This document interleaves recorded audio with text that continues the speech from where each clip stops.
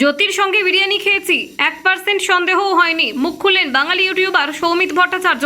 কলকাতায় একাধিকবার এসেছিলেন পাক গুপ্তচর সন্দেহে ধৃত জ্যোতি মালহোত্রা। কলকাতার নানান জায়গায় তার কর্মকাণ্ড ছড়িয়েছিল বলে দাবি করা হয়।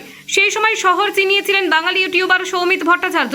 জ্যোতির সঙ্গে সাক্ষাতের পর থেকে সৌমিতের গতিবিধি নজরদারিতে ছিল, কিন্তু সৌমিত ইন্ডিয়া টুডেকে জানালেন কখনো জ্যোতির ব্যবহারে সন্দেহজনক কিছু দেখেননি। অযোধ্যায় রাম মন্দির উদ্বোধনের সময় প্রথমবার জ্যোতির সঙ্গে সৌমিতের আলাপ হয়, পরে কলকাতায় 3বার দেখা হয় তাদের।